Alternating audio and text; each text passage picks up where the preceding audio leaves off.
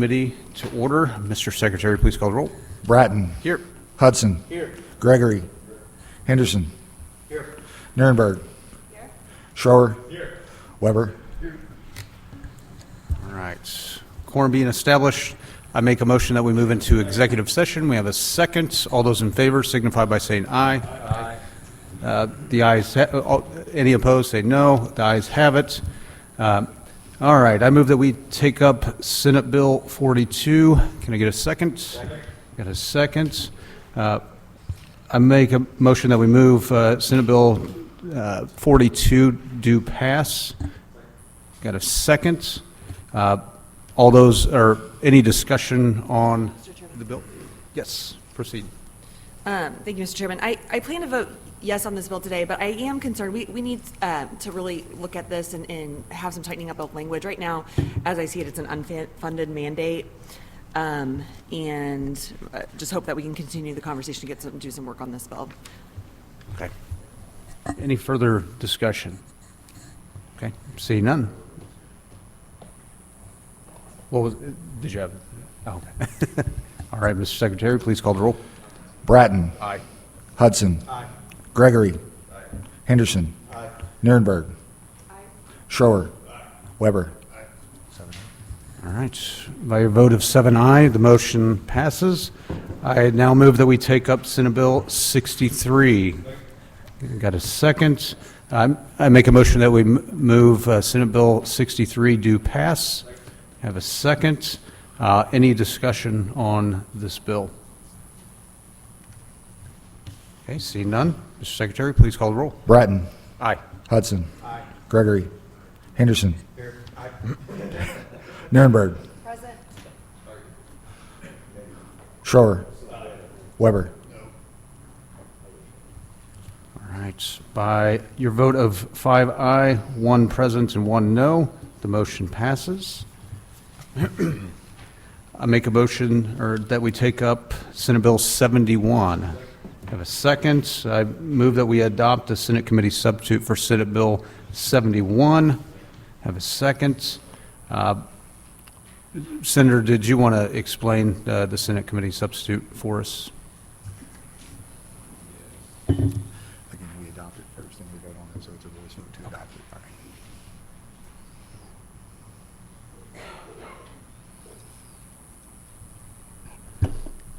right. I apologize, Mr. Chairman. I don't have it in you're front of me, fine, but you're fine. essentially, the substitute is actually what we presented on last week. So it is a substitute that changes this from being a complete waiver, which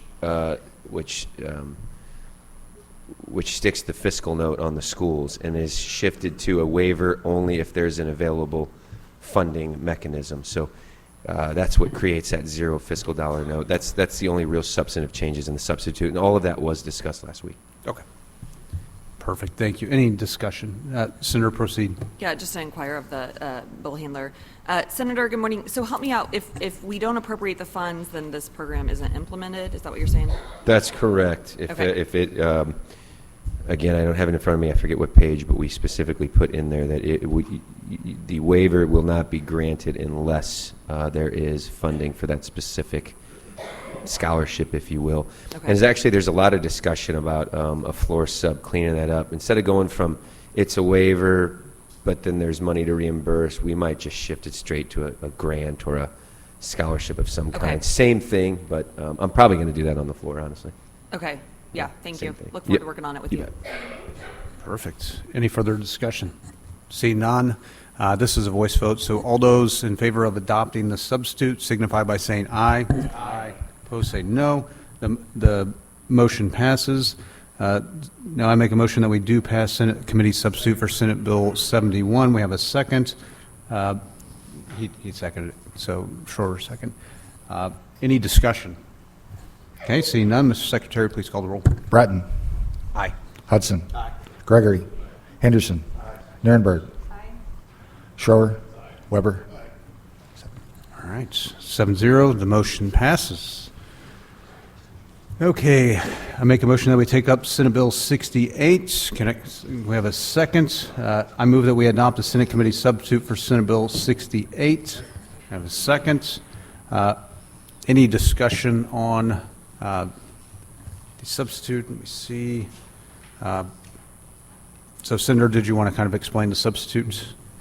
If you remember, I think I spoke on the substitute actually when we had the hearing, because we put the cell phone policy in there, something I feel pretty strongly about, so I'll answer any questions if anybody has them. Perfect. Any questions? See none. All right. I make a motion, this is a voice vote, so that we do pass, or that we adopt the substitute, excuse me. All those in favor signify by saying aye. Aye. Opposed, say no. The ayes have it. I move that we do pass Senate Committee substitute for Senate Bill 68. I have a second. Any discussion? See none. Mr. Secretary, could you please call the roll? Brattin. Aye. Hudson. Gregory. Henderson. Nirenberg. Schroer. Weber.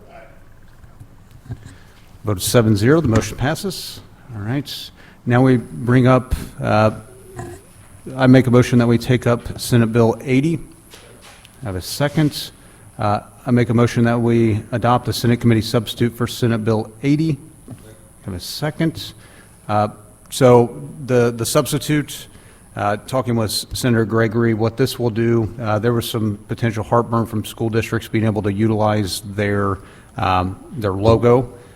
So what this does is it prohibits the usage of that school's logo for potential misuse or advertising to be utilized. So that's what the substitute does. It removes that capability. So, any discussion? Okay. This will be a voice vote. I move that we adopt the substitute. All those in favor signify by saying aye. Aye. Opposed, say no. Any of the ayes have it. I make a motion that we move Senate Committee substitute for Senate Bill 80 do pass. Got a second. Any further discussion? Seeing none, Mr. Secretary, please call the roll. Brattin. Aye. Hudson. Gregory. Henderson. Nirenberg. Schroer. Weber. 7-0, the motion passes. All right, I make a motion that we move Senate Bill 115, or that we take it up. A second. All right, I make a motion that we do pass Senate Bill 115. Have a second. This is the DEI bill with the Sunshine Learning Act, Parental Bill of Rights, and it also had the Save Women's Sports Act in it. So that's what this one did. Any discussion? Seeing none, Mr. Secretary, please call the roll. Brattin. Aye. Hudson. Gregory. Henderson. Nirenberg. No. Schroer. Weber. By your vote of 5-2, the motion passes. All right, I make a motion that we do pass, or that we bring up Senate Bill 160. I have a second. I make a motion that we do pass Senate Bill 160.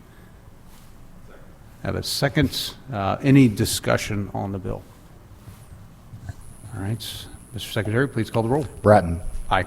Hudson. Gregory. Henderson. Nirenberg. Schroer. Weber. By your vote of 5-2, the motion passes. I make a motion that we move out of executive session. Have a second. All those in favor signify by saying aye. Aye. All right, we are out of executive session. Thank you for, that was a good one. All right, we're going to move to hear both bills at the same time. So we're going to hear Senator McCreary and Senator Gregory's 155 and 166. If you guys just want to get up and present at the same time, that'd be fantastic. If you're all right with that, senators.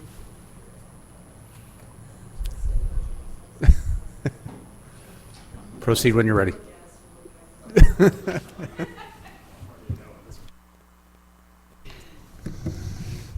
So State Senator Curtis Gregory, the 21st District for the record. And State Senator Tracy McCreary, District 24 in St. Louis County. Good morning, everybody. Thank you for having us. And since you have typed comments, I'm going to let you go first. All right, awesome. I am so prepared. I have comments based on if you go first or I go first. So, yeah, it's only because I have an amazing staff. All right, so thank you so much for having us. In all seriousness, this is a serious topic for us to discuss. Senate Bill 155, my AED bill, and Senator Gregory's Senate Bill 166, kind of interesting the numbers worked out that way, would require public schools to develop a cardiac emergency response plan. When you're watching a high school game or an event, often the last thing that anyone is thinking about is the possibility that someone will have a cardiac emergency arrest. And however, sudden cardiac arrest is the leading cause of death for student athletes. We believe that schools must be prepared, and the cardiac emergency response plan legislation would make sure that those plans are in place.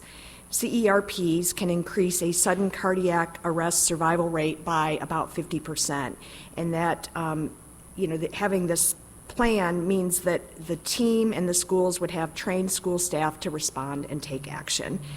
The bill would require public schools to just develop and implement these plans, and we believe it's a proactive step that will ultimately help to save lives. And for members of the committee, last year, if memory serves correctly, and there might be someone to further clarify, there was kind of a two-pronged approach at this, that there was money put in the budget, and it actually made it across the finish line last year to help implement this plan. So this piece didn't get in there, so the money is still sitting over there to hopefully further able to get utilized this year. When I kind of got brought in the fold about this, is obviously I was an athlete not only in high school but in college. We all remember DeMar Hamlin, Buffalo Bills, in the game where he took a helmet hit like straight to the mid-chest, and I can't remember the medical term for what that was, but we all know that he basically, for lack of better terms, died on the field. But thanks to trained, obviously, staff at the NFL level, you've got the best of the best out there. He was brought back to life. But let me tell you about a gentleman named Greg Schmidt. He is the I can't say play-by-play, but the way I equated to him when he broadcast his 5,000th game this fall, for a high school football athlete where I come from, or basketball or softball or volleyball, you name it. But for football, when you saw the Camo news van on a Friday night football game, that was Monday Night Football, because you knew that Greg Schmidt was putting your game across the radio, and that was the coolest thing ever. It was around 3 or 4 years ago. He was at a playoff game, and I don't remember the high school. I was trying to get that found out. But he was at a playoff game somewhere, and he actually had a cardiac event in the booth, I think. He was either in the booth or down on the field, and went down. And luckily that school had trained personnel there, and there was an AED available that was used, brought him back, and so he's now done his 5,000th career broadcast in the radio world for high school athletics and high school sports. So it shows that this does save lives if trained personnel are around, and we just want to make sure that that is available for all schools across the state. Thank you for the bill.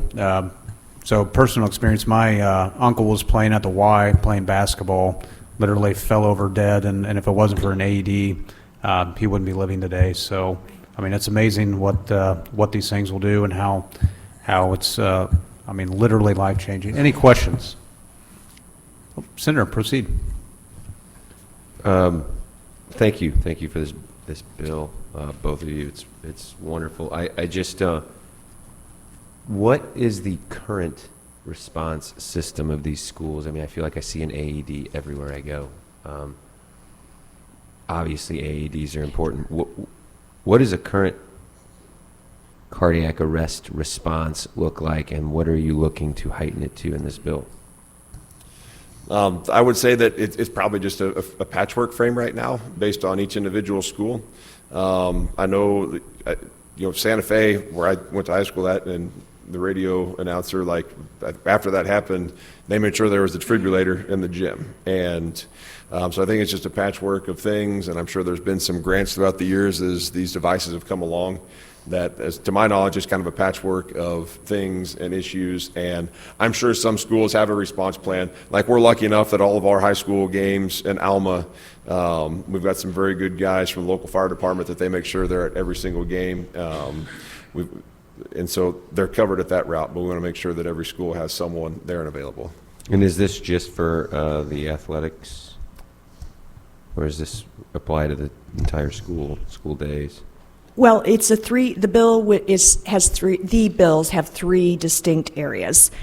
So each public school would have to develop and implement this cardiac response plan to respond to any cardiac incidents on their campus. On campus. So obviously this is education department, but it also can happen to an adult announcer or, you know, an uncle that's at an event or at a school event. It could even be a parent-teacher conference. So it's not totally focused on just students. It's about when people are on the campus. The other part of it is if the public school does have an athletic department or some kind of organized athletic program, they would have to develop and implement this plan.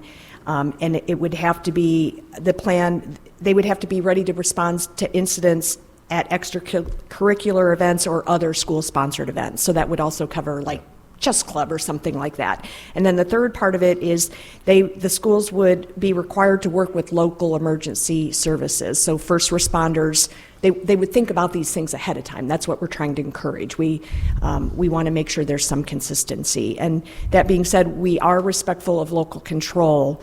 So we're not mandating anything. We just want schools and school boards to feel like that they, you know, need to take the time to think these things through, because if these plans are in place, they truly will save lives. Yeah, I think that's awesome. Thank you both so much.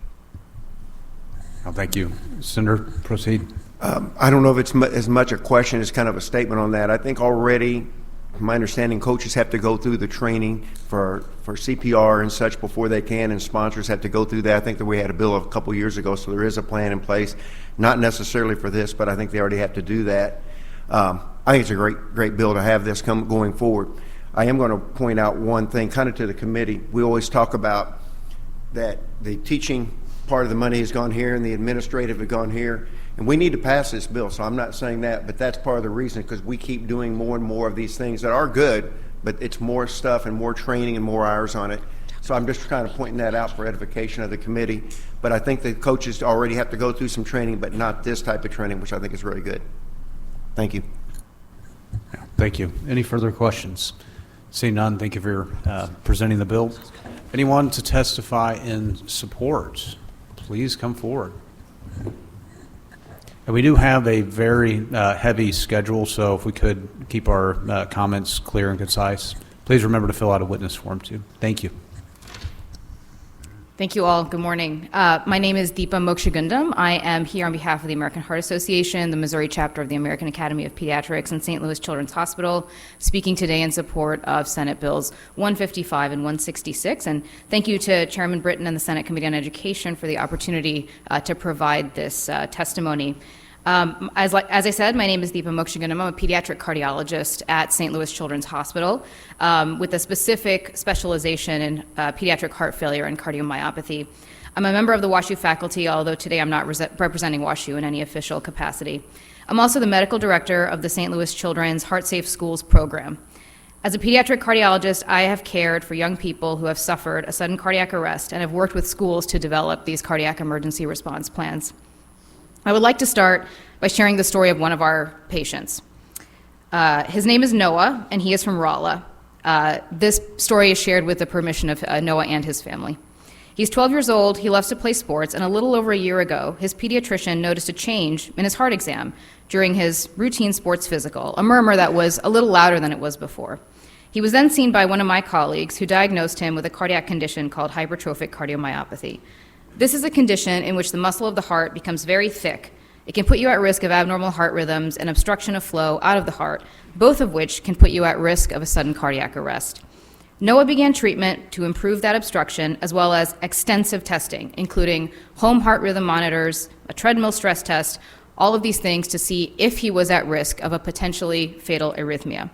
All of this testing was reassuring. However, as my colleague and mentor, Dr. Cantor, would say, low risk doesn't mean no risk. By complete coincidence, his school's nurse had started the process of implementing a cardiac emergency response plan to become a heart-safe school a few months earlier. When Noah's condition came to light, his school nurse and coaches put in place a cardiac emergency response plan so that he could continue to do what he loves and play football. In September of last year, he collapsed at football practice. His coaches immediately recognized what was going on and activated their cardiac emergency response plan. CPR was started, 911 was called, and an AED was brought to the scene and applied quickly. The AED advised a shock, it was delivered, and after one more round of CPR, he was responsive, all before EMS even arrived. He remembers being lifted into the ambulance. He was brought to St. Louis Children's Hospital and observed for a couple of days. He was sent home with a defibrillator vest and had an implantable defibrillator placed a few weeks afterwards.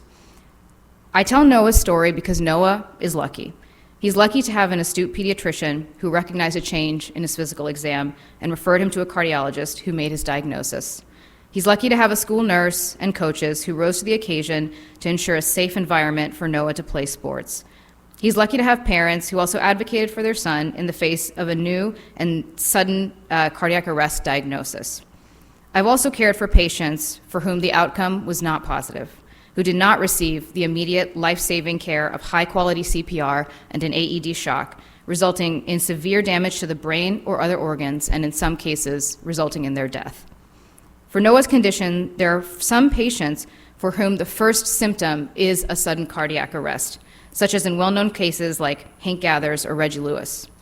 Every one of these cases is a tragedy that affects not only the child and their family, but an entire school and community that are searching for answers.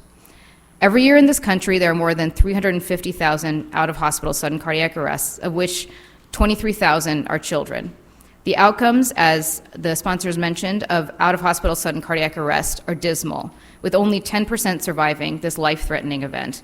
Many children and adults who suffer a sudden cardiac arrest don't know they have an underlying heart condition. As we have advanced care with children, the care of children with congenital heart disease, and done things like institute newborn screening, which this body did in 2014, we have more and more children and adults in the community with conditions that put them at risk of a sudden cardiac arrest. Early recognition and intervention are the cornerstones of improving outcomes of sudden cardiac arrest, and this is why training bystanders in CPR and the use of AEDs is so critical. For every minute without CPR, the chances of survival decrease by 10%. And we also know that in many of our communities, it can take EMS a very long time to arrive to the scene of an emergency, especially in rural areas. In cardiac arrest emergencies, when a bystander uses the AED before EMS arrives, patients are 2.5 times more likely to survive and also have a better functional outcome. While the outcomes of sudden cardiac arrest as they stand are dismal, I see a lot of hope. We saw what rapid, effective CPR and defibrillation can do when we all witnessed Damar Hamlin receive and was revived on the field and returned to play in the NFL. But as I mentioned, we don't have to venture that far from our homes to find a success story. It happened in our very state. In my role as the medical director of the Heart Safe Schools program at St. Louis Children's, I've worked with school nurses and principals across the state. I've been in awe of their dedication to children and to the needs they need and what needs to be done to keep children safe. These bills will go a long way to helping schools develop the tools they need to achieve this. Senate Bills 155 and 166 contain all the elements of effective cardiac emergency response in our schools. Development of a cardiac emergency response plan that's specific to each school with detailed plans for things like athletic events, extracurricular and other school-sponsored events, coordination with local EMS, an adequate number of AEDs throughout the campus, and establishment of a cardiac emergency response team with appropriately trained personnel. With these elements in place, we can move the needle to improve sudden cardiac arrest outcomes in our community and ensure a safe learning and teaching environment for our children. These bills go a long way to make this a reality. In short, adopting the opportunity given by this legislation is one of the singular best policy advances we could adopt in Missouri to save the lives of children and community members across the state. I appreciate your willingness to consider feedback to invest in solutions to improve pediatric health in Missouri, and I look forward to your questions and continuing to work with the committee. Thank you for your consideration. Yeah, thank you for your testimony and your expertise. Any questions? See none, thank you very much. Thank you. Anyone else to testify in support, please come forward.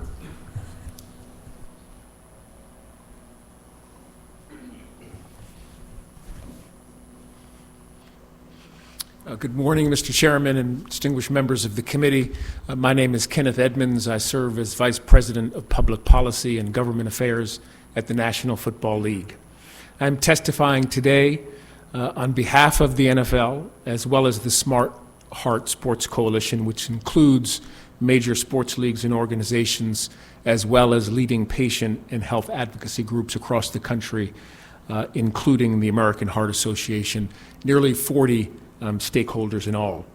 The coalition strongly supports Senate Bill 155 and 166, and we urge the committee, as well as the entire General Assembly, to pass this important legislation as soon as possible.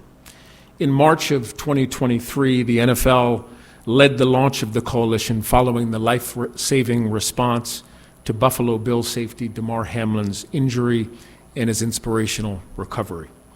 The Smart Heart Sports Coalition came together and is committed to advancing a simple yet essential goal: to save lives. We want Missouri and every state across the country to have in place 3 best practice, evidence-based policies proven to prevent fatalities from sudden cardiac arrest among students and student athletes. These policies are clearly marked AEDs at or in close proximity to each venue where school-sponsored athletic practices, competitions, or events are held, athletic emergency action plans or cardiac emergency response plans that are tailored to these venues and which are widely distributed, posted, and regularly rehearsed and updated annually if necessary. And finally, CPR and AED education for coaches and other key personnel. Adopting these policies is critical, especially given the fact that sudden cardiac arrest is, as you've heard, the leading cause of death among young athletes.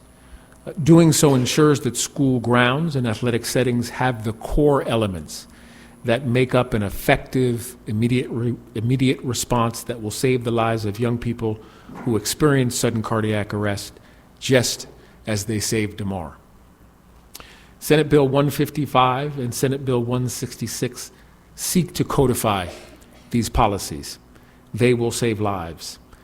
As you've heard, the bills will ensure that school communities, both on school campuses as well as at school athletic venues across the state, have the know-how, resources, and practice to swing into action and deliver life-saving care in the crucial moments immediately following a sudden cardiac arrest and when trained first responders are able to arrive. On behalf of the Smart Heart Sports Coalition, I'm pleased to support this bill and urge the committee to pass it as soon as possible. And with that, I'm happy to take any questions. Well, thank you for coming today and braving the weather and testifying before us today. Anyone have any questions? See none. Thank you very much. Appreciate it. Anyone else to testify in support, please come forward. Please remember to fill out a witness form. Chair, members of the committee, Mara Patel on behalf of the American Heart Association, testifying in support of Senate Bills 155 and 166. First and foremost, I just want to say thank you so much to our sponsors for championing this life-saving legislation this year, because it truly will save lives. And I just wanted to provide a few more examples of why this legislation is so important. We had a few individuals who couldn't make it up because of the weather. But Sherry Taylor is a Missouri mom. She's based out of Oak Grove, and she happened to be volunteering at her child's school one day, and she suddenly collapsed.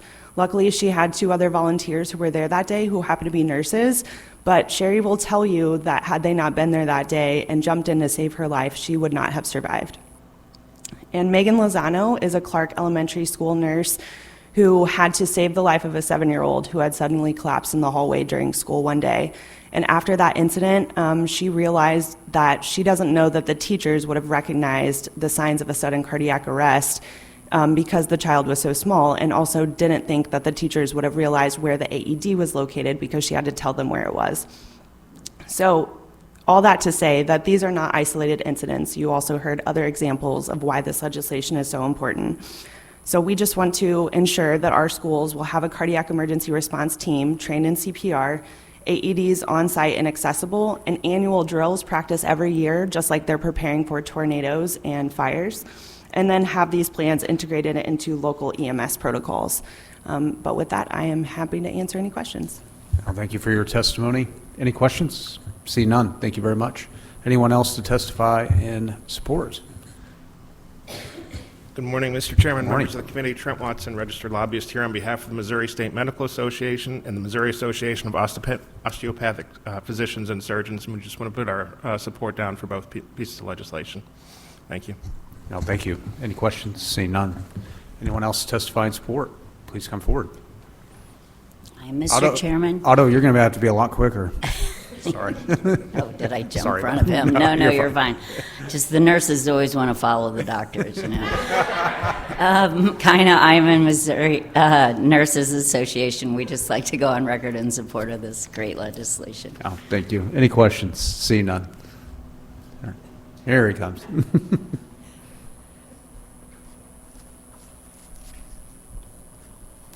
Mr. Chairman, members of the committee, autophagy on behalf of Missouri NEA. First thing, I'm just going to point out, I've only been lobbying for Missouri NEA 24 years, but I'm pretty sure this is the first time we've testified on the same bill as the NFL. Happy to be back here again this year to support this bill. We appreciate the sponsors bringing it forward. Again, we had bipartisan sponsorship in this committee last year. Similar bills being heard today on the House side in a House committee. Our resolution asks that schools have a comprehensive emergency response plan, and effective cardiac response plan is an important part of that. We think this bill goes a long way in really having all the pieces necessary for that. Strongly support the bill. Happy to answer any questions. Well, thank you very much for the testimony. Any questions? See none. Thank you. Thank you. Anyone else to testify in support? Please come forward.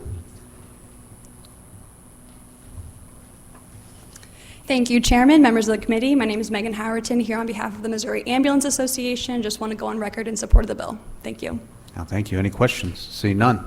Anyone else to testify in support? Anyone to testify in opposition? Testify for informational purposes only.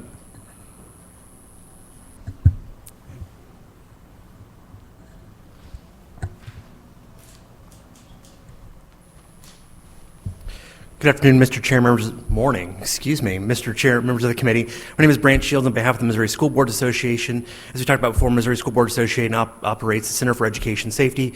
We believe this is very important work to be done. We also want to make sure, as we're talking about this bill, that the resources are provided to schools to make sure that schools are going to be able to implement this. So, Thank you. Any questions? See none. Thank you very much. Anyone else to testify for informational purposes? See none. Senators, do you have closing remarks? All right. Well,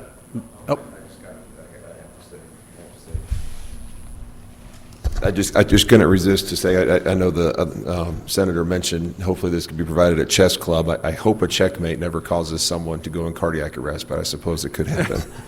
Thank you. Yeah, thank you. That concludes the hearing on 155 and 166. We're going to move to Senate Bill 69. Senator Henderson, please begin when we're ready.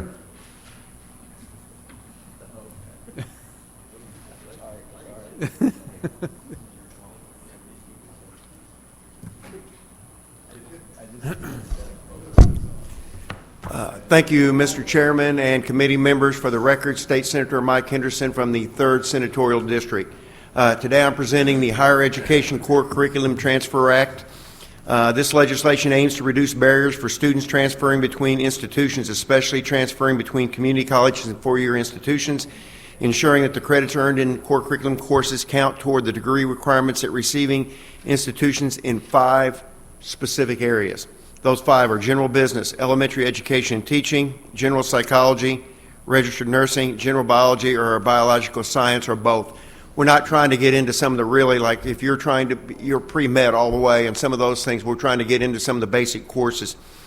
By removing the need for students to repeat core curriculum courses when transferring, the legislation supports timely degree completion, helping students save time and money, and their families to save money. We want to make sure we're trying to save money. We hear a lot about student loan debt, and we should be trying to get them out. Let me give you an example of what happens in my areas there. We have a reciprocal agreement with our local community college. So students take these courses, these dual enrollment courses in high school, and the school pays a third, the community college eats a third, and the parents pay a third. You may say, well, why do you do that? Because they could wait till they get out and do A+, and these courses would be free. But that time's worth a lot too. If these kids, we have kids who are actually graduating, and I think this is happening around the state, they're graduating with an associate's degree when they get out of high school. They've got an associate's degree when they get out, and if not, a lot of them have 30, 40 hours, which is money that they're not spending when they go off to many of these fine four-year universities that we have here in the state. And we have many fine four-year universities. So really what I think we're trying to do on this is say, we're going to if that course, the coordinating board of higher education says that this is a course that meets that need, that we're going to accept it over there, and the idea is we want to save these families money, time, and prevent them from having student debt. And with that, I'll take any questions. Well, thank you very much. Any questions? Go ahead, Senator, proceed. Thank you. Senator, just to make sure, so this is between is this just between University of Missouri systems and community colleges? Who all is included in this? Everybody. So this is just a reciprocal agreement. If I went to Missouri State, it's not specific to Mizzou. I think that maybe some of these have happened there, but I think it's happening at other places at times too. So no, I did not write the bill specifically to address the University of Missouri. Private universities, St. Louis University? No, not private universities, our state universities. Just our state universities? That's correct. Okay. Very good. Sounds like a great bill. Thanks so much. Any further questions? Seeing none. Thank you, Senator, for the presentation. Anyone to testify in support, please come forward.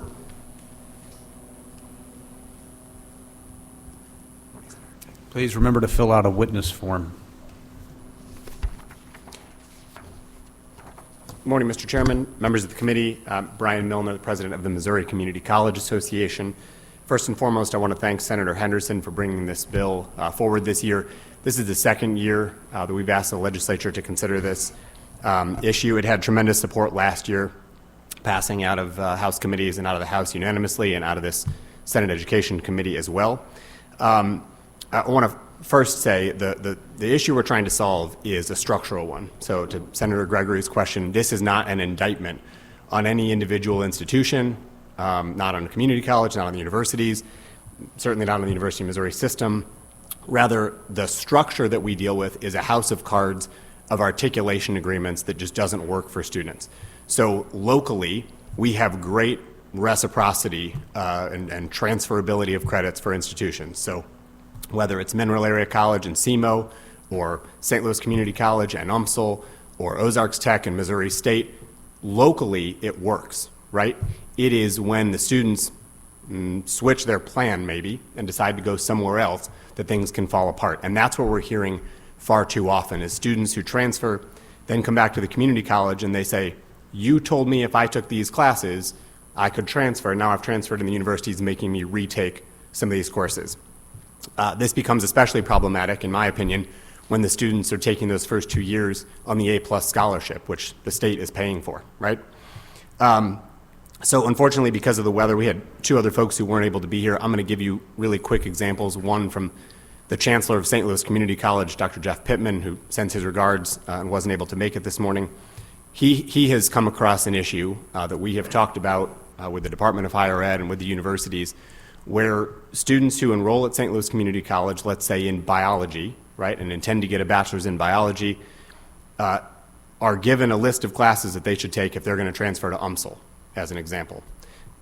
They spend a year or two at St. Louis Community College, they decide they want to transfer to Mizzou or Missouri State or somewhere else, and all of a sudden they've taken the wrong courses, right? And we believe that in these 5-degree programs laid out in the legislation, the state should be able to provide the students a roadmap for their first few semesters in college to say, if you started a community college, and especially if you're on A+ and the state is paying for it, here's what you need to do, and then these courses will transfer to any public university in the state.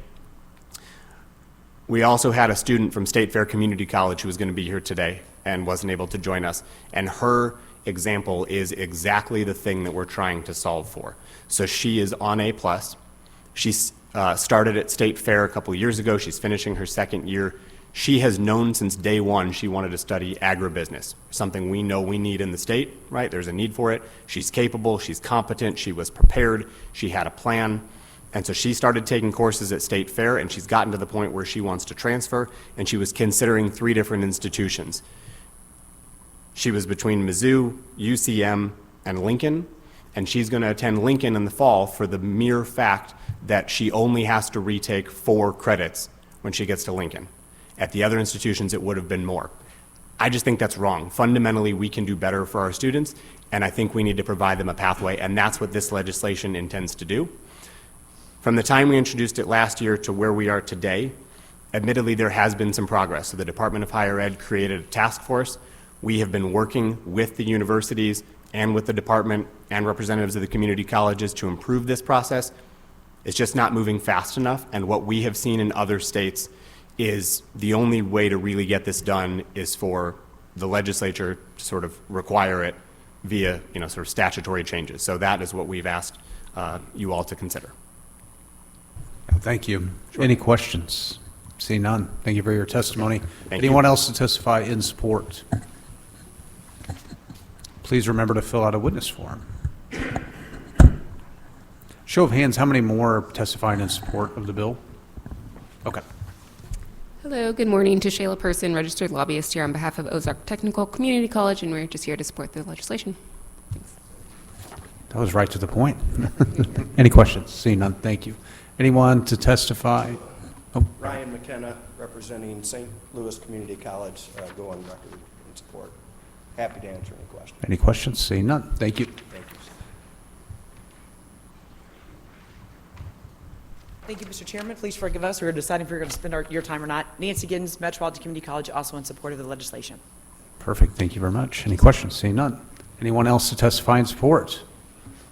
All right, seeing none. Anyone to testify in opposition, please come forward.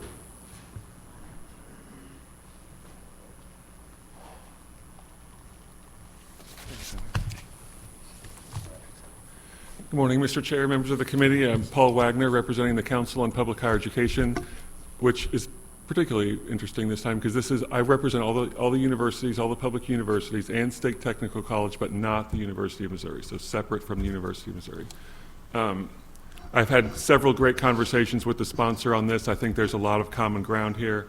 Our concern as the regional universities is that we do have these long-term established articulation agreements with our local or our nearby community colleges. We know where the vast majority of our transfer students are coming from. It's a different challenge than what faces the University of Missouri, where they have students transferring from all over the state more commonly, and they also have issues transferring between their system schools. It's just, I'm not criticizing them, just saying it's a completely different situation. Our concern is that if we adopt a bill like this, it really establishes like a common core curriculum for these 5 programs. And I'm not talking about general education or dual credit. Those are already covered in the Core 42 system. This is more about courses that are specific for your major. And in many instances, with the long-standing close relationships we have with our partner community colleges, those major specific courses are more closely tied to our regional workforce needs, the interest of the leadership in our regions, and we have a concern that if we standardize this curriculum across the whole state, it just throws all those agreements out the window. We're going to have to just start over, and then ultimately we're just going to have one common core curriculum for all these 5 areas across the whole state. And while there might be some benefit to that, at least in our case, we feel like that is the cost outweigh the benefits. And we've had really good conversations with Senator Henderson on this.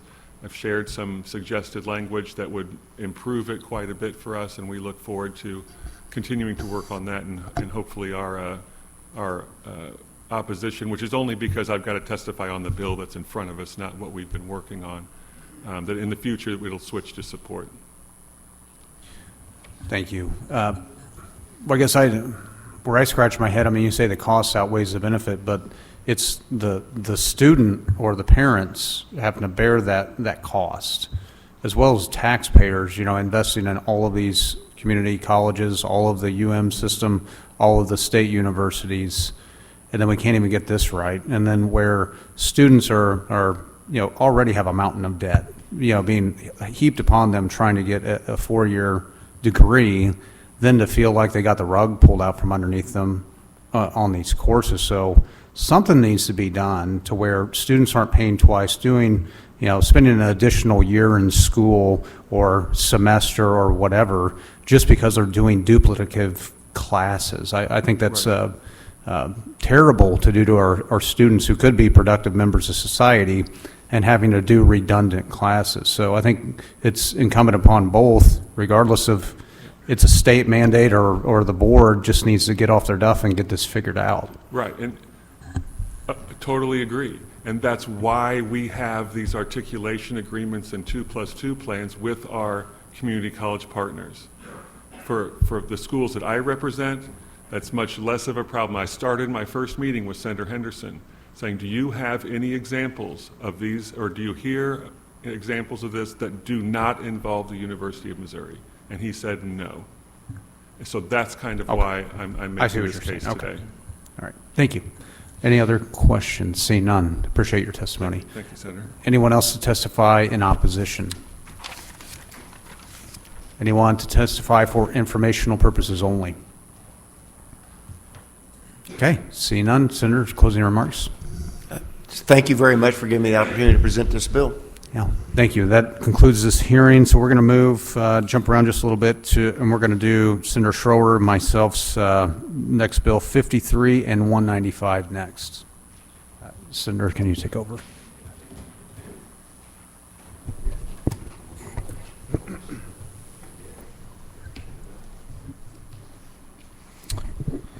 All right, we're going to hear Senate Bills 53 and 195, sponsored by Senator Schroer and Senator Brattin. Begin when you are ready.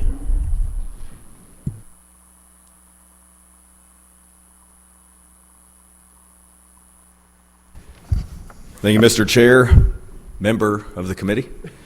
For the record, State Senator Nick Schroer from the 2nd District. Well, I applaud you. I applaud you. Presenting a very important Senate Bill 53, which empowers families, promotes free markets, and ensures that every child has access to the education that best meets their needs. For decades, Missouri has dramatically increased education spending, yet student outcomes continue to decline. More money has not solved the problem in the state of Missouri, and it's clear that a one-size-fits-all system for educating our youth is failing to educate many of our children. It's time to start thinking differently. Senate Bill 53 does just that. It provides an optional tax credit for individuals that choose to have their children educated outside of the public school system in which they are already supporting financially, giving families the resources to pursue other educational opportunities. This is not a mandate, nor does it impose new regulations on public schools, private schools, or homeschooling families. It simply allows Missourians to direct their own money towards solutions that work for their kids. Free markets reward innovation, and education should not be an exception. By allowing competition and choice, we give families, not the bureaucrats, the power to decide what's best for their children. The bill is an opportunity, accountability, and results. I urge my colleagues to support Senate Bill 53 and whatever this guy's number is, and give families the freedom that they deserve. Thank you, Senator. For the record, Senator Rick Brattin, the 31st Senatorial District, Cass, Johnson, Bates. I have Senate Bill 195, basically mirroring Senator Schroer's bill. So correct, this is a fully optional tax credit bill. I know we've received an influx of opposition, but I think it's an unwarranted opposition to this bill. Again, because it is optional. I mean, anyone can partake, but anyone can also choose not to want to engage in this sort of a system. So it would be a fully refundable tax credit that a parents, when they're going to do their taxes with Department of Revenue, could put forth for qualified expenses, and it's listed out in the bill for these sorts of expenses. I want to liken this to a couple years ago, the gas tax that was passed. And what was passed into law was the capability to be able to redeem. You could save your receipts for all you could have the shoebox full of receipts for all your gas expenditures, send it into the state, and the state could reimburse you for that tax. That's exactly what this would do. It basically mirrors that. So there's no onerous oversight. There's no database that's created. There's no revision of what homeschool is and what it isn't. It only refers to what already exists in statute. So I want to make that abundantly clear what this bill does. It refers to the existing statute of 167.012, for homeschool, and then the FPE family, the other caveat we did last go around. But I just wanted to make sure that it's abundantly clear that nothing in this bill is a requirement, nothing in this bill is a database, nothing in this bill is a list to take away rights, freedoms, and liberties of individuals. In fact, this only bolsters that and gives that full capability of freedom and liberty for families that want different options. So happy to take any questions of the committee.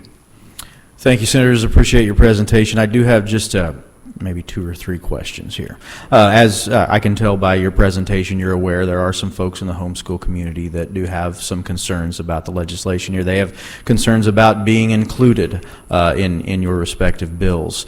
Could you talk just a little bit, I know you've kind of touched on this, but talk a little bit about your the reason for including them, your intent, and I want to make sure here you're not changing any definitions or regulations or anything. Could you speak to that a little bit? Well, so on the bill, if you actually read the bill, the first page 1, line 6 through line 8, it's only a reference to what already exists in statute. You know, and there's this misconception that we're recreating the wheel or creating this new sector of homeschoolers. That's not, it's just referring to what's in statute, what is defined as being a homeschool family or homeschool student or an FPE student. And that they qualify when that parent goes to do their yearly tax returns, of which their dependent is already going to be on their tax returns already, and submit those receipts of all the expenditures that they've done on curriculum or homeschool curriculum or a private school. In no way, shape, or form is this an onerous burden. Again, it's the family, if they so choose to do this, then they can do that and get that reimbursement. So, you know, again, the misconception that this is creating a database, this is creating, you know, a new section of homeschool is just simply not true. It's not in the text, and that's the thing that we need to be really clear on, is making sure that we're only discussing what's actually in the bill and not what a bunch of organizations that have, you know, really scared a lot of people thinking that we're going to take it away from them, because that's not what this bill does. Very good. Thank you for the question. And I've spoken to a lot of the individuals that have reached out to me, especially in my district, which this is the true impetus behind this bill dates back to when I was in the House and I had homeschooling families at many town halls that we were having in the district saying, well, you know, look at some of these other states. Look at Oklahoma. They at least get a flat, I believe it's a flat $1,000 tax credit toward their educational expenses. Why can't we do something like that? And, you know, this idea kind of grew out of those discussions with homeschool families. So there are many individuals, whether it's private school, homeschool, hybrid, who've indicated that they would like to at least recoup some of those expenses since they're not utilizing the public school system. And the ones that I've talked to, tossing ideas around, maybe we respond, but when we add these bills together, is in the definitions, rather than a pinpointed, direct, finite definition of homeschool or FPE, we just say any student that's not currently enrolled within their public school, their designated public school system. So there's no mention where they're already mentioned in statute. We'll just all-encompassing, very broad definition. But I do think that we should make a couple other modifications in here. And talking to some of the homeschooling families, their concern is handing this over to DESE to write the rules. We should better control that. And I think looking at some of the states that I mentioned, Oklahoma and others that already have a set of rules, we could easily do that and work with the Department of Revenue, since that's going to be one of the departments kind of supervising who gets these tax credits at the end of the day. But I do think, and I've said it on the Senate floor, we as legislators should do a better job of writing these rules, especially in a post-Chevron world. I think we have the ability to do that, and this is one where I think we can learn from the states that have done it appropriately, who have given this opportunity to homeschool families, private school families, and now the test scores in those states are on the uprise right now. Appreciate that, Senators. Just to clarify, or maybe give you the opportunity to reiterate, this is 100% opt-in for homeschoolers. Correct. If a homeschool family wants no part of this, they are not required to take any part of it. Is that correct?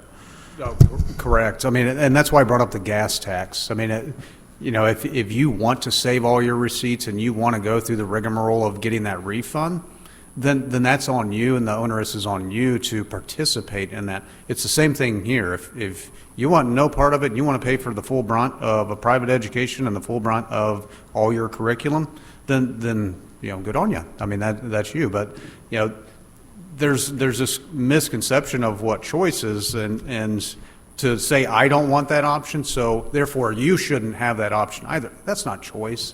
And we've got to give those options, and that's exactly what this does. So I think I've always referred to this sort of system as kind of the unicorn bill for school choice, because it allows everyone to have that full option. It's Department of Revenue, not DESE, dictating, mandating, and creating the databases and making sure you're following all the lines and checking all the dots and crossing all the T's and dotting all the I's. It doesn't do that. I mean, this is as crystal clear as you can possibly get just for reimbursement. Very good. Thank you. Senator Gregory. Thank you both. A couple quick questions, and then we'll conclude with one more. So how much of a tax credit can we get? Is there a cap? How does it work? In my bill, which I believe is the same as Senate Bill 195, if you look at the cap it cannot exceed the state adequacy target. And I believe roughly it's a little over $7,000. I think the last time I checked it was $7,145 that the cap can be for this. Now, will that rise each and every year? Absolutely. But currently that cap would be a max tax credit of $7,145. Now, I'm open to working with anybody. We've kind of gone through what is included and what's not included. So you can't have your brother coming over and tutoring your kid and saying, well, we just spent $7,000, give me my tax credit. I know Oklahoma is having some issues on people who've claimed certain tax credits, and whether it was fraudulent or went toward things that they did not want covered. So we're trying to use that in the definition. So I know both myself and Senator Brattin are willing to work with anybody to make it higher, make it lower, or modify it in any way. I wouldn't make it lower. So when I'm looking at this this last page too, talking about it comes from the amount of the revenue distributed to the school district, so that's just state funds. It comes out of just the state funds that we distribute? Right. Okay, and this includes private schools? It does. Private school students qualified under 167.031? Okay. Final questions. I know you kind of answered them. It just was still a little blurry for me. What are the homeschoolers' concerns? What are they saying their concerns are specifically? So the vast majority of the emails that we've received or phone calls, I guess they don't want to be included in this bill. And I said, well, how will the families be able to participate in this that do want to if we take you out of it? Now, that's my idea is a broad-based definition that would just encompass a wide swath, whether you're virtual school, public school. Why don't they want to be included? What's their fear? So the fear, and I'm sure someone behind us will come up and testify, the fear is that by putting them in here, it's somehow creating strings to government overreach and government supervision of homeschooling. And I've indicated, look, there is zero intent. And I know in a post-Chevron world, the courts are going to start looking at the legislative intent. So we're going to be very clear on what our intent here is.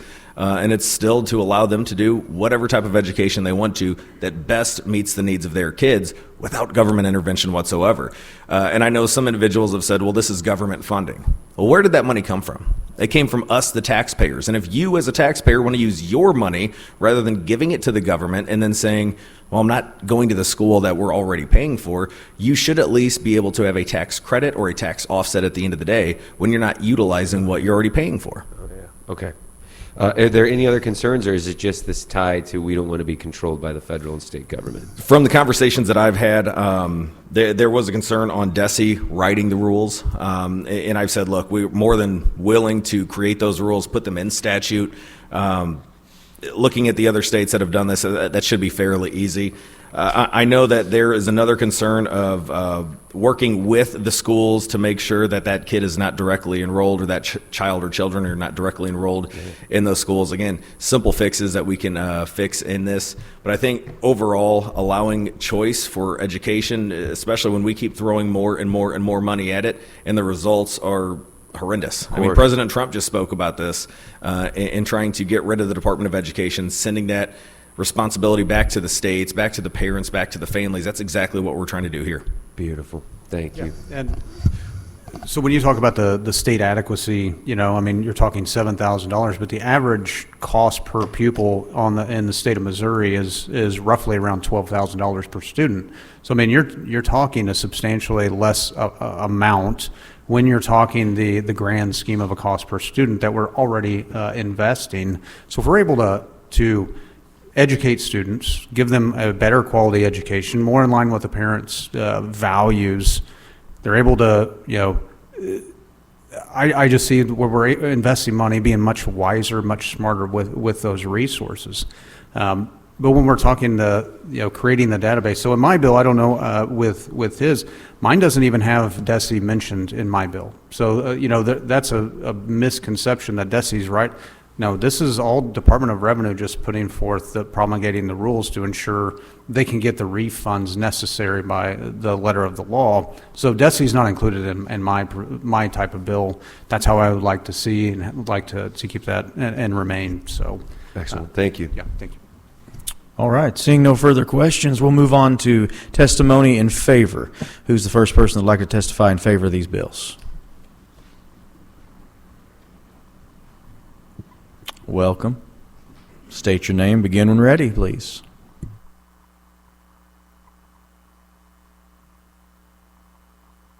Jean Evans, American Federation for Children, and here to support these bills. And I have had some conversations with senators about the structure and keeping it simple right now, but looking at the details going forward before something would actually be passed, so that we don't have some overreaching rules. But I did want to cite a study by the Texas Homeschool Coalition. They conducted a 50-state research project to assess the impact of school choice programs on homeschool regulation. Their findings were that not a single state has ever experienced an increase in homeschooling regulation as a result of these programs, and in several states, regulations have actually decreased. In Oklahoma, it is $1,000 for homeschoolers. And then it's a state adequacy target, and it's run through the Department of Revenue, which is one of the things we've talked about. And again, completely voluntary. It's been very successful. With that, I can take any questions. Any questions for this witness? Seeing none, thank you for being here. Thank you for your testimony. Next witness to testify in favor of these bills. Seeing no one, is there anyone here that'd like to testify in opposition? Welcome. Thank you, Senator. Begin when ready. Good morning, Senators. I'm David Clark, today testifying in opposition to Senate Bill 53 and Senate Bill 195 on behalf of the Family Covenant Ministries, formerly known as the Christian Home Education Fellowship, approximately 2,200 families statewide that have chosen to teach their children at home.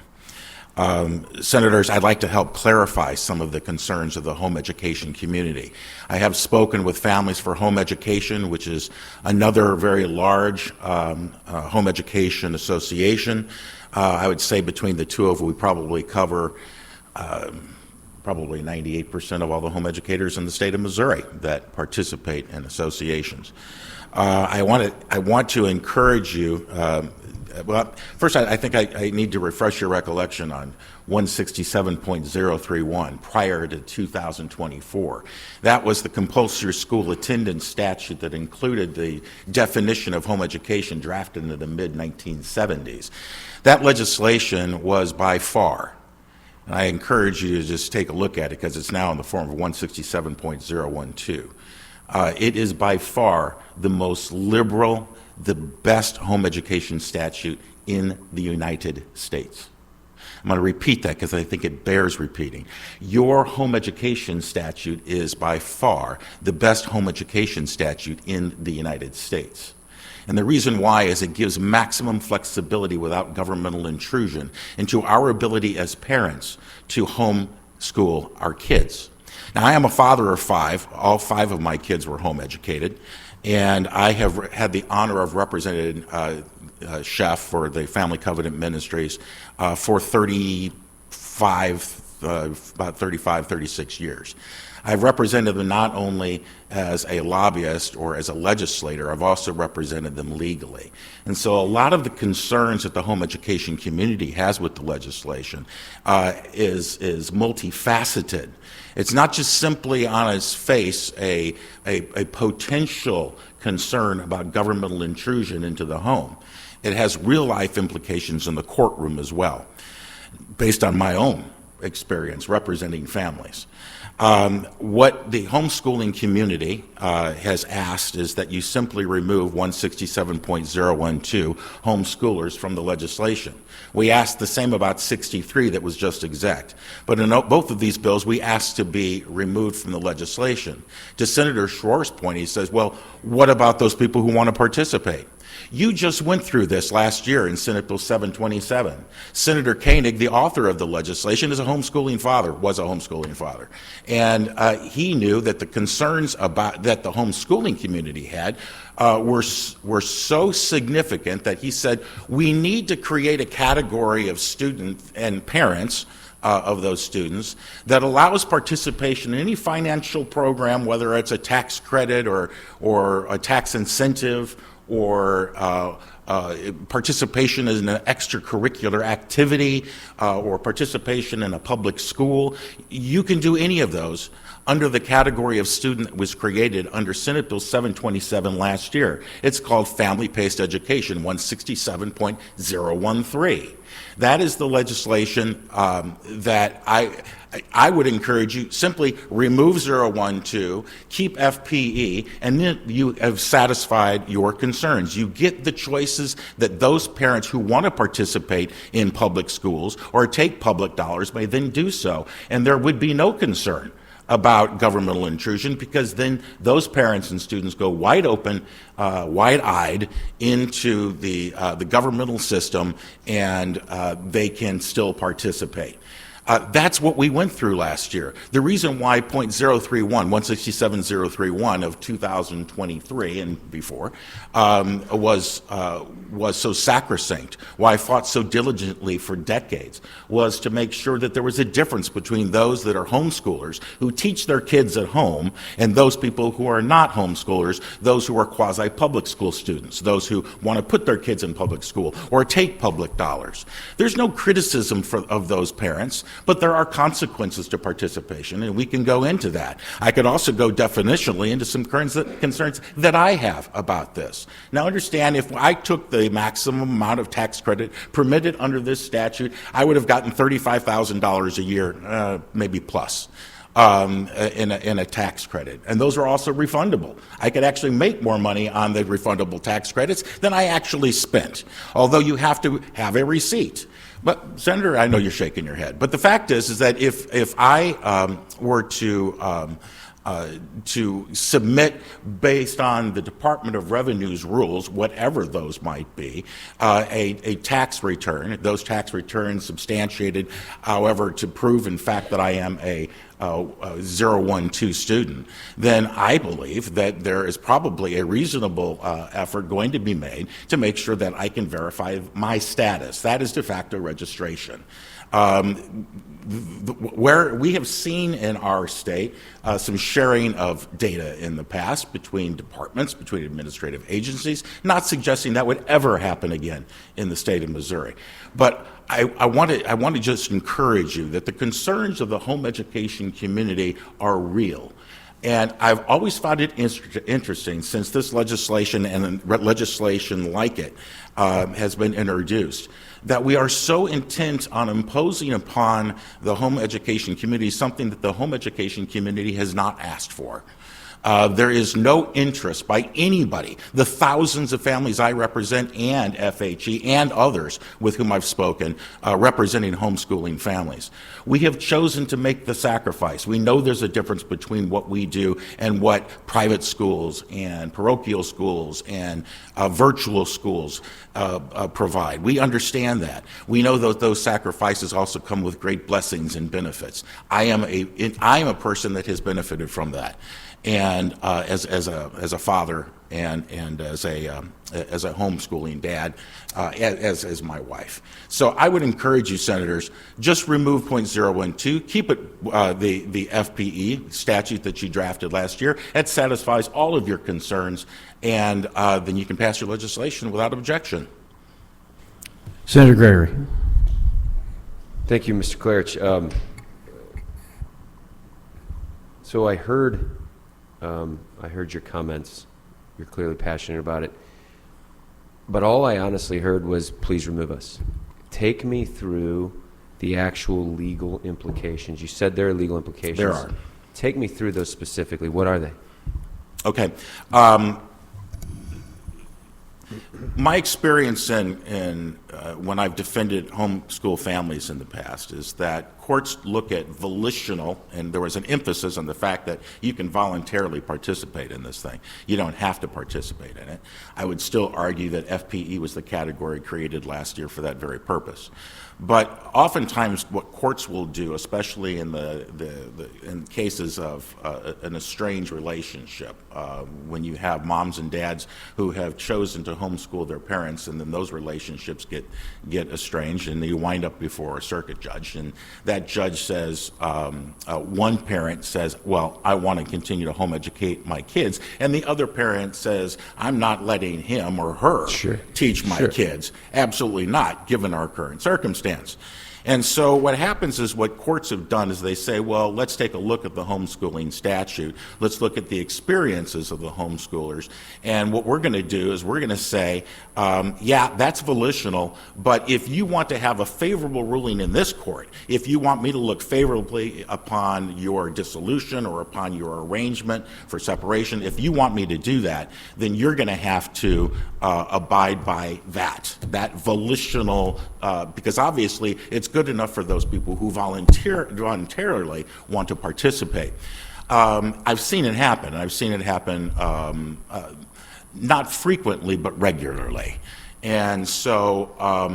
so let me make sure I'm understanding. You're saying that the court will use it as some sort of negotiation chip, like, hey, because this tax credit exists for a homeschooler, you should not use, you should not continue homeschooling? What I'm saying is that the strings that are attached to participation will follow through to curricula, will follow through to... Okay, so now we're talking about something totally different. Now we're talking about strings But they are attached. all tied, right? Because what I've argued in the past is that when you have a carrot and stick approach to education, especially for homeschoolers, I think there were reported by the proponents of the legislation last year 13 Oh, don't get me wrong. proponents. I don't like the carrot stick, and I don't want strings attached. I'm not seeing where the strings are attached. Well, that's why if you take the 1012 out, you have the FPE, which is the I don't see the string attached with homeschoolers in. That's what I'm not understanding. It's a tax credit. How does that tie them in, and to what? What we have found is that in other states, well,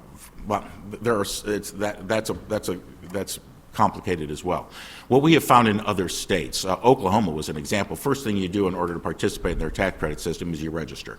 You disclose the fact that you're a homeschooler. Remember the premise upon which I first started is that our former 031, now 012 statute is the best in the nation. Oh yeah, and I want to be left love alone. that. And That's I want to be amazing. left alone. But to suggest that taking money or to participate in schools or it does not come with it either an immediate or future concern. All of it does. Oklahoma is no walk in the park in terms of their homeschooling process. I would argue that I can cite multiple states' experiences that are far less friendly and cooperative. one of the things, this situation is kind of like, please God, save me from my friends. Because everybody says they're pro-home education, but nobody in the home education community, the 012 home education community wants to do this. What's the problem with saying, if you want to do it with the family-paced education, the 031? Why can't we do what we literally did in the last legislative session for this very purpose? So that you can get your tax credits, you can participate in any way you want and take whatever consequences, if any. Senator, if your suggestion is that there are never consequences or there aren't any consequences to this, then why don't we just do FPE? No, hey, my problem is that I'm not hearing specific consequences. All I'm hearing you say is we're scared, we're not sure what, but we're scared. Well, that's what I hear right now. That's kind of I heard that last year as well, is that these are not real concerns, these are manufactured concerns. They're hypothetical. They could be real. But the fact is that when you take this kind of money, I know that there are certain curricular restrictions on what's supposed to be used. Now, I'm not suggesting, and I had a conversation with a staffer just the other day that says, well, you don't have to use it. You can use anything you want. But that's assuming that the participants in this program are not going to abide by its rules, and now, mind you, do you still have the freedom of choice of education? Look, when I was sitting where you were, Senator, a long, long time ago, I also was in favor. Now, the laws were much more restrictive then than they are now because of the good work that you all have done. I'm in favor of educational choice as well. But then again, I always had the luxury of saying, well, yeah, I'm in favor of it, but it doesn't really affect me because I have the ultimate educational choice because I'm a homeschooler. The fact is that there are real implications nationwide in all of those states that I could list a number of states that have restrictions that are associated with the money, the carrots that are hung out there. But the stick that comes quickly is the fact that they have educational curricular restrictions, like can't use Christ-centered curricula, which is one of the reasons why I home educated. Not all home educators follow a religious tenet, but there are real life implications as well. But the bottom line, Senator, is just do what you did last year, the FPE, and leave, let my people go. Okay, I got you. I'm just not able, it's still blurry, the exact precise string attached, but... Senator, I can show you, in fact, I'll be happy to stop by your office and show you specifics of where what restrictions are I can't speak for anyone else on this committee. We don't want to handcuff homeschoolers. We don't want to restrict them. Then, Senator, what is the absolute, what's the demand of doing 012 inclusion? Why don't you just do FPE? If nobody's asking for it, literally. You don't have anybody asking for it that knows about what you did last year. Just let... I think every single tax-paying citizen deserves their money to go to their schooling. I do. And that's why you have 012. Because all they have to do is say, I'm a 012, not a, a 031. You mean? 031. Yeah, I'm a 031, not a 012. And why should that matter? The same staffer with whom I spoke a couple of weeks ago about it said, what's the deal? If you've already got a mechanism for participation, then why should they care? There has to be a reason. And I have argued in the past that there is a material reason why they want to be deemed 012 and not 031. And that is because when the regulations accompany, when the state intervenes, perhaps more later than now, but still now, when that happens, they want the defense of the homeschooling community. And Senator, I won't do it. Okay, thank you. So, and I don't want to belabor this, but I'm kind of where Senator Gregory is right now. I fail to see the strings. You know, we're in Missouri. You're going to have to show me the strings. I do know that there are individuals that homeschool that would love to take advantage of something like this. 012. I mean 031. Just be the FPE. Could there be a situation where they don't want to be FPE? Why? But they do want to take advantage of this. Why? Why would they not want to be 031? I'm asking you. I'm asking you to help me out here. Then let me answer that question, Senator. I'm sorry, I'm not being. You can probably tell this is really personal to me. Sure. And this is personal to me. I do this because it's my heart. It's my life. Well, and I think just real quickly. I'm sorry to interrupt you there, but I think we're all in agreement that no one wants strings attached. I think all of us. I think we agree with you in that. But Senator Gregory and I are having a hard time seeing where there are any. I don't see strings here. But two responses. First of all, the 031 category was created specifically for the purpose of allowing you to participate financially in other ways. Why there's an objection to just using that statutory designation doesn't make sense to me. So there has to be some reason why there is that objection. Why do you have to be a 012 homeschool a participant? Well, I would suggest that the curricular restrictions that follow the money that I just mentioned, which are real, they're real and they are pervasive in the United States. We hear reference when it's convenient to other states, but we disavow other states because you say, as senators who are pro-home educators, that well, I don't want those strings attached either. Senators, I've been here, this will be my 40th year this fall. And I can promise you that when we leave the building, there's not, who knows who's going to defend you. You may want to defend home educators and make sure that the strings don't attach and that they don't follow. Who's going to take your place? Because what I argued just a couple years ago is don't touch 167.031 because it starts us down a slippery slope where we have multiple bills that are introduced in the General Assembly that I'm going to have to defend. Now you see the conflation between eliminating the declaration that none of us oppose and certain restrictions on or participation in public school activities, which are arguably going to necessitate some type of regulation because they have every right to regulate students that are in their building and on their fields. For 40 years, or 35, on this, I made, and the educational community will attest to this, I went to them and I said, you stay out of my world and I'll stay out of yours. So AFT, NEA, MSTA, MSBA, and so on, all of those organizations said, you're good. We'll leave you alone. You leave us alone. We're good. But, Senator, we're beginning down that path where we're beginning to conflate these issues. These bills, 63 that was just passed, 53 and 195, all three of those bills conflate homeschooling and FPEs, essentially eliminating the distinction that of the categories of student and parents that were created by you last year, and we are beginning to go right down that avenue. So we could go back and forth, and maybe we can have the opportunity to have a conversation offline. I do see when you look at the way the statute talks about FPE, primary purpose, private, religious-based instruction, I could see a situation where someone might not want to be included in FPE, but would want to take advantage of this. But like I said, we could go back and forth for quite some time. Maybe you and I can get together and visit about this offline. Any other questions from the committee for this witness? Seeing none, thank you for being here. Thank you for your testimony. Senators. I appreciate it. Anyone else that would like to testify in opposition of these bills?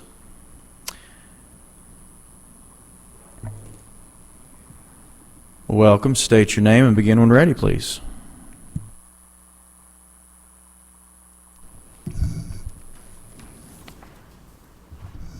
Mr. Chairman, members of the committee, once again, Otto Fajan on behalf of Missouri NEA. Just want to share a couple of kind of big picture concerns and point out that things are brought up and in play that might make this not well synced with where Missouri is headed. You'll remember from the governor's state of the state that our financial situation is shifting with the massive influx of federal money kind of filtering out of the private sector, public coffers, et cetera. Our general revenues are kind of relaxing back to probably more what they're going to look like. Budget process is looking a little bit more challenging. The governor has proposed not to fully fund the somewhat unusual increase in call precipitated by MSIP 6. So we're looking at a situation where your first obligation on the appropriations side, that is House Bill 2 and public school spending, is starting to become a little bit more of a lift. So at the same time, the legislature just passed Senate Bill 727. So when the governor was speaking, he mentioned, I have concerns about, is the formula working the way it needs to work? I'm going to create a task force to study the formula.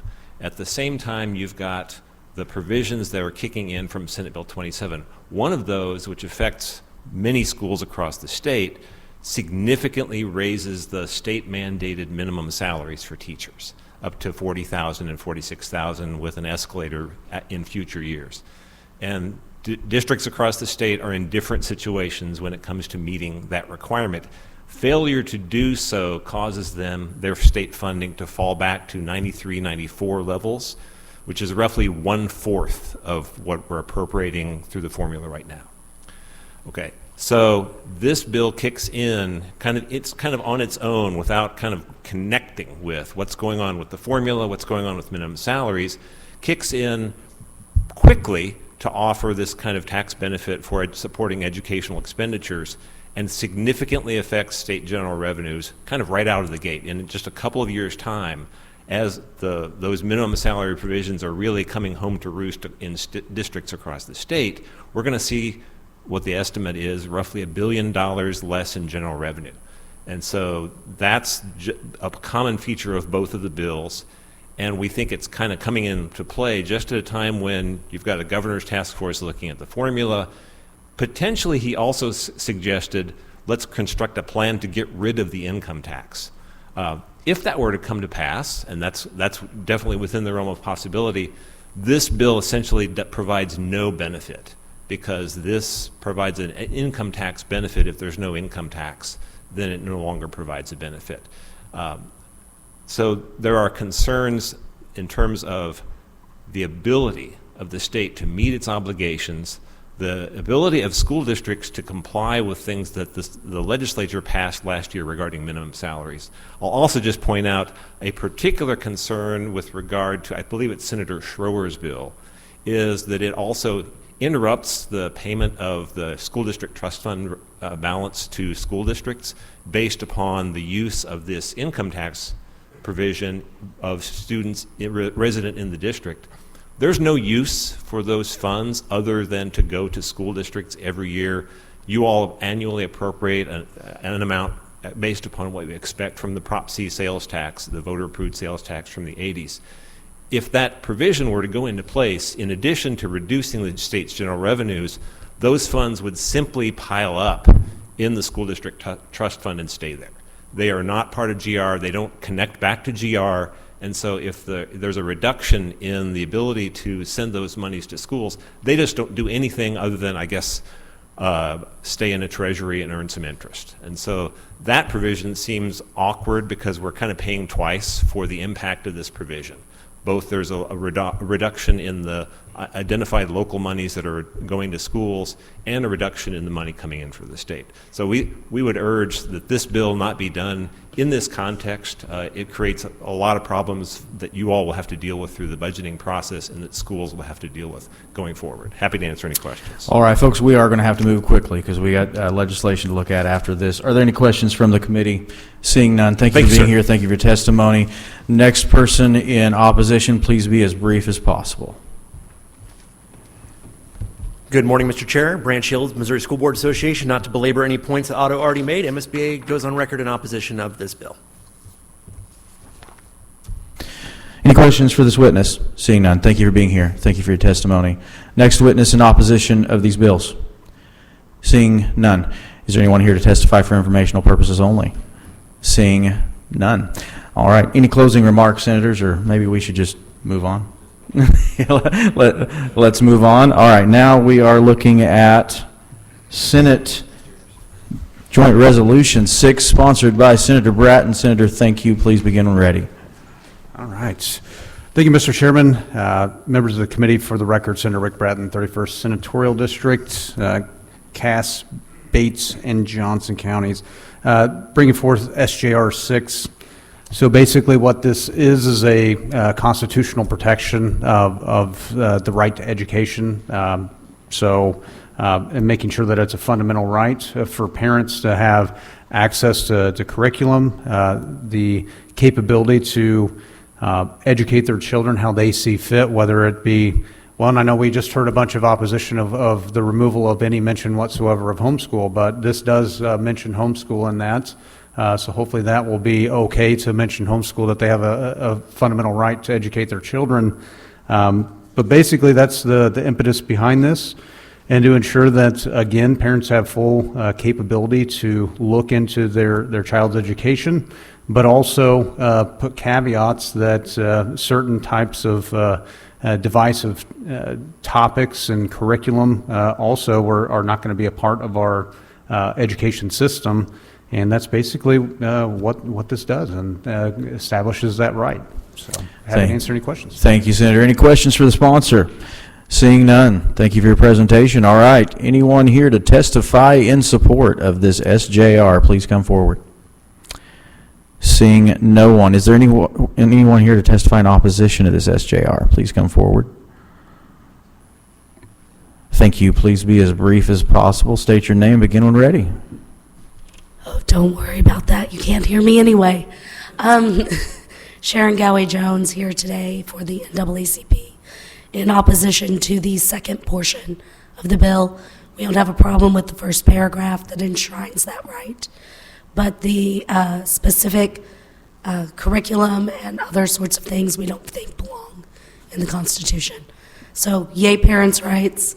Please don't mention CRT specifically. Any questions for this witness? Seeing none, thank you for being here. Thank you for testifying. Anyone else testify in opposition to the SJR? Begin when ready. Hello, committee members. Sage Quorum on behalf of the ACLU of Missouri.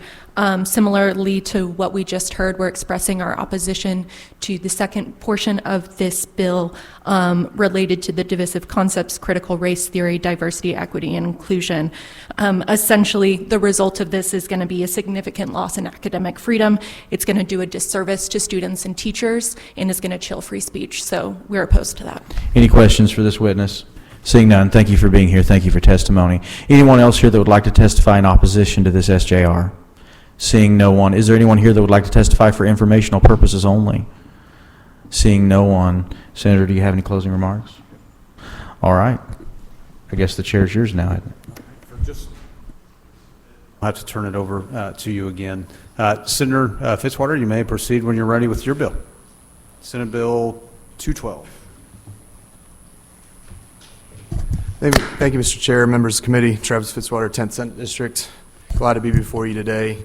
I have a bill here, Senate Bill 212, that will clarify how school districts deal with their bathrooms for biological males and females, and just ensures in our state statutes that it allows school districts to say there's a male bathroom, there's a female bathroom, and biological males and females have to go into those corresponding bathrooms. It also gives them all the authority to ensure that there's other spaces for those who are those who may be dealing with gender dysphoria in kids. And this is something that not only came from constituents, but it came from a school district that was dealing with this that didn't have the statutory authority to make some determination in their through their board that opened them up to liability. And so I think this is just trying to clarify state statutes and ensuring that biological males and females are using the appropriate bathrooms. Now, thank you, Senator, for the bill. Any questions for the Senate sponsor? See none. Anyone to testify in support, please come forward. Okay. Testimony in opposition, please come forward. Please remember to fill out a witness form.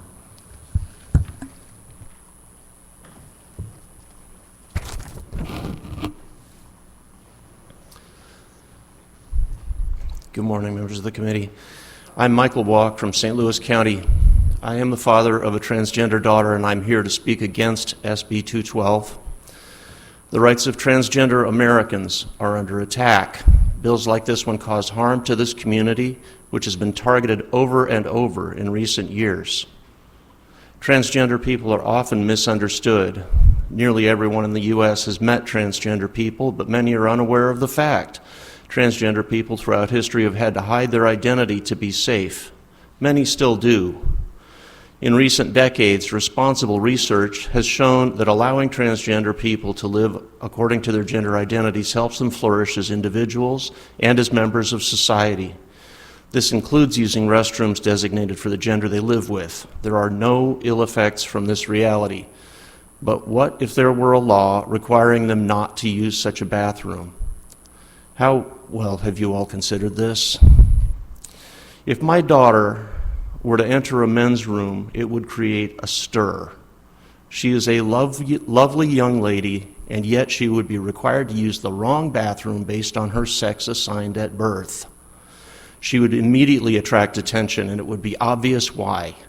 Given the hypersexualization many people project on transgender people, there would be very obvious risks to her personal safety. And what would be the point of all of this? She poses no danger to anyone when she enters a stall to relieve herself. She is not there to do anything unusual or immoral. What possible purpose is served by putting my sweet and lovely girl in harm's way?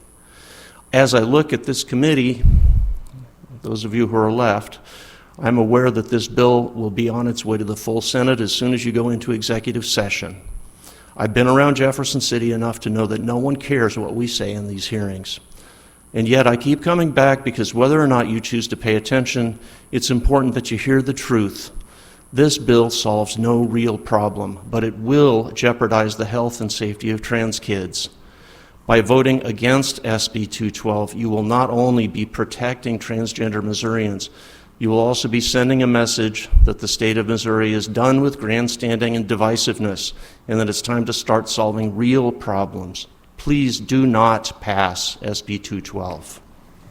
Any questions from the committee for this witness? Seeing none, thank you for being here. Thank you for your testimony. Next witness in opposition. Could I see the hands of everyone that wants to testify? We've got a hard stop at 10 o'clock, so please be as brief as possible. We might have to impose a time limit. Please state your name and begin when ready. I am Stevie Miller. I came up from West Plains. I'm a non-binary trans man, and I'm very concerned Missourian. I ask you to oppose SB212 and other bills that single out and cause harm to transgender people, especially trans children, as this one does.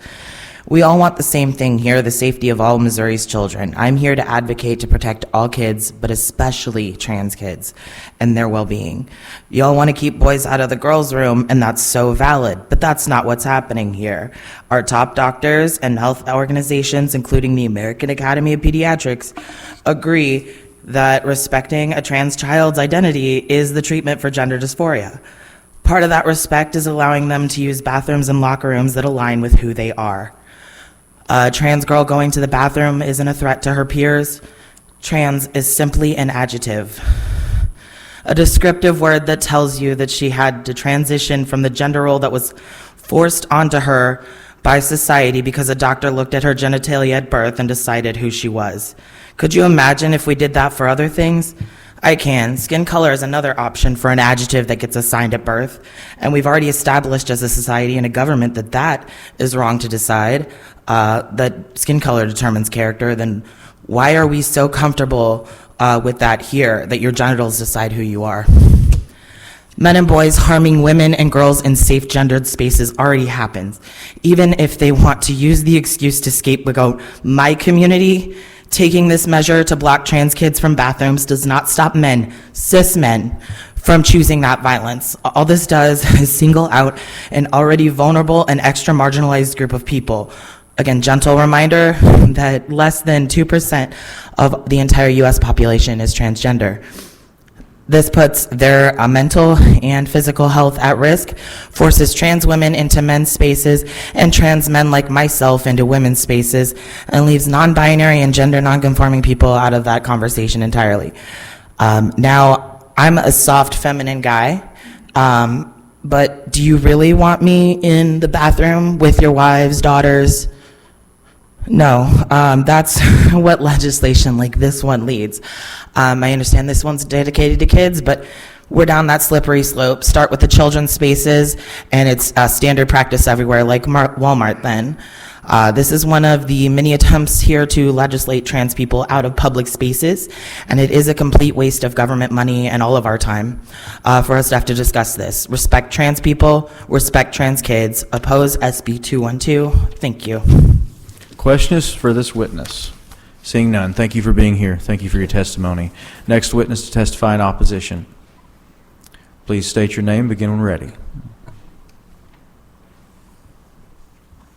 Hi, my name is Cammie Storm with Just Another Human out of West Plains, Missouri. I'm one of your constituents, Brad. I ask you to oppose this bill because, let's face it, if this was about protecting children, you would listen to the healthcare providers, you would listen to the professionals instead of coming up with whatever this is. We could use the money that you're wasting on these bills for things like taking care of our roads, since we don't have enough plows in your area to be able to take care of our roads down home. Wouldn't that be a better expenditure of our money than wasting our time and tax money to do things that have already been overturned in other states? This is only going to cause more monetary problems for Missouri, as you have to fight this in legal battles later and end up losing, because the Supreme Court has already spoken on these two other states.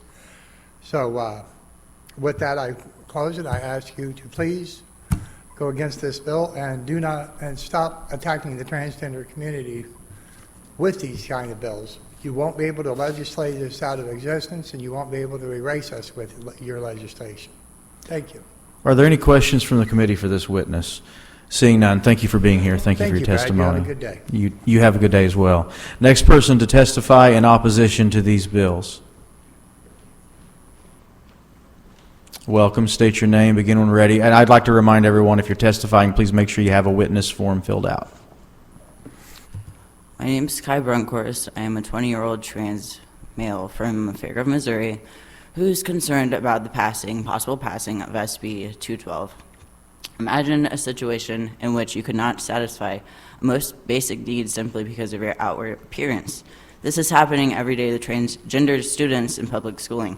If Bill SB 212 were to get passed, all public shower rooms, locker rooms, and restrooms accessible for use by multiple students shall be designed for and used by female or male students only. Not only would the passing of Bill SB 212 would deteriorate the mental health and physical safety of these transgender students every day, but it would also affect their cis peers as well. Picture a more masculine appearing cis female student, example, someone like Amid Khalif, using the female's restroom, but someone thinking she was a transgender male. If you pass this bill, what would happen to cis female students assumed to be transgender, just presenting a bit non-traditionally? Are we going to let cis females become even more marginalized than they are when trying to harm another marginalized group by just trying to pass harmful bills like SB 212? Just think about the safety of any less traditional appearing cis female student you know. What would happen to her safety while using the restroom at school if this bill were to pass? Please vote in opposition in regards to Bill 212. Are there any questions from the committee for this witness? Senator Weber. Mr. Chairman, just inquire briefly. Proceed. First off, thank you for being here today. I appreciate it. And I know it's not always easy to come and talk about this, so thank you very much for making the trip and for doing it. I want to just put a really specific point on the safety concern. So walk me through the safety concern. Okay, so if you're male, Mm-hmm. you're showing up, you're in a public place, you're at a concert, you're at a sporting event, something like that. If this passed, which restroom would you have to use? The females one. Okay, Yes, you'd have to my use the female ones. biological sex, yes. So you would have to walk into the female restroom. Mm-hmm. Explain to me the safety concern that comes with that. What might happen in that situation? Okay, so not specifically probably anything would happen in the female's restroom, but if, let's say, a cis male was waiting outside of the area and watched me walk into the bathroom, he could verbally assault me, he could physically assault me, or try to get the people that work of the store at the front to call the police on me. And it has happened where people have been in situations like this, trans students on their campuses, where they literally have been punched and had to get jaw surgery. And honestly, sometimes with the way they get harmed, they can sometimes die if they don't get treatment quick enough. Right, so what you're saying is that a man would be forced under this to go into the women's restroom. People who are observing wouldn't know what was happening and would react and may react physically, and physically could assault or could physically injure somebody, thinking that a man, that they're using the restroom that this law would force them to use. but to an observer who didn't have the background knowledge, it would look like something totally different was going on. Is that an accurate summary? I mean, yeah, but like also like I would like some safety and having, if I were to use the men's restroom once I start looking more,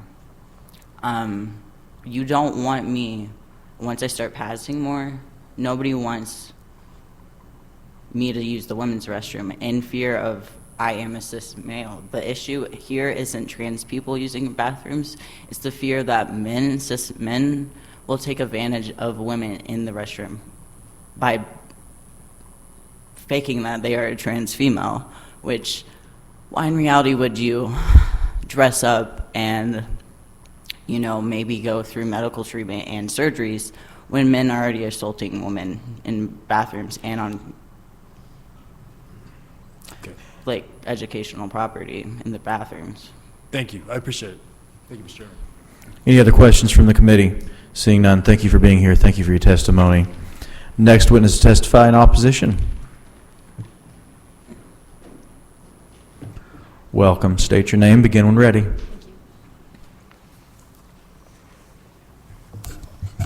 Good morning. My name is Katie Erker-Lynch. I serve as the executive director at Promo. We've been working to defend and advance the rights of LGBTQ folks in Missouri for nearly 40 years. In the United States, we have a shared belief affirmed by the United States Supreme Court about every person's right to privacy. There is nothing, in my opinion, more fundamentally private than an individual's right to use a restroom. It's important to know that it's already illegal for anyone to enter a restroom or locker room to harm or harass someone and invade someone's privacy. Transgender students, like other students, like all of us, care about our privacy, our modesty in places like locker rooms. And to be honest, queer and trans people do everything that we can to not draw attention to ourselves. As a queer woman with a expansive gender expression, I am a woman who has been stopped in women's bathrooms and asked if I'm in the right bathroom. I want you to think about the impact that that has on children who may not conform to the sex stereotypes that your definition of sex is pushing here. Research shows that transgender students are much more likely to be the target of, rather than the perpetrator of physical and verbal harassment in schools. I think everyone on this committee agrees that we need to do something to protect students from bullying in our state. On a previous bill, Senator Schroer argued to the committee that we need to give families the freedom they deserve to make choices. I'm here in opposition to this bill, and I want you to know we used to organize families to be here. We used to ask parents of trans kids to be here. But this body, over the years, has made it very clear that it is unsafe for people to come and testify on record because you all have sought to criminalize them for affirming their children. I'm here on behalf of those families who are living in fear because of the terror created by this body. I'm here on behalf of the families that have left Missouri. Last night, this body told parents of trans kids, you may not make decisions for your children's health care. You may not have access to life-saving health care for your children. Last night, this body told trans kids, you can't play sports. You can't participate in daily activities with your friends. And today we say the not-so-quiet thing out loud. You don't have a right to go to the bathroom, a fundamental human need. Therefore, you don't have the right to exist. You are not safe in your school, on a ball field, or in your doctor's office. I have no confusion about how this committee will vote on this bill in executive session.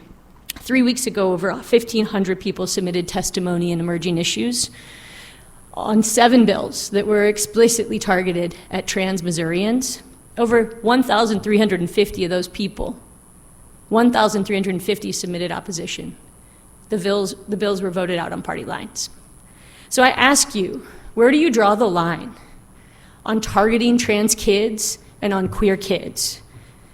As Cammie said, your constituent, Senator Hudson, you can't erase trans people. You can't erase queer people. We're going to be here.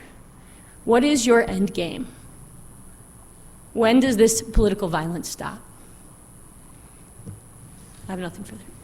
Any questions for this witness from the committee? Seeing none, thank you for being here. Thank you for your testimony. Next person to testify in opposition.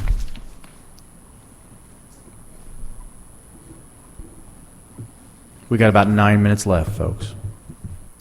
I will be brief. Hello, Sage Coram with the American Civil Liberties Union of Missouri, here in opposition to SB 212. Bills across the country that have sought to regulate and force restroom use to align with someone's documented gender marker instead of their gender identity have faced a variety of legal challenges. These bills are not only unpopular in the public eye and detrimental to the health and well-being of transgender people, but they also violate non-discrimination policies and laws. SB 212 is no different and endangers the privacy and safety of Missouri students. Transgender youth already face higher rates of bullying, harassment, and violence than their cisgender peers, and discriminatory policies like the proposed send a dangerous message that transgender youth are less deserving of safety and respect than their peers. For these reasons, we're opposed to this bill. Any questions for this witness? Seeing none, thank you for being here. Thank you for your testimony. Next witness in opposition.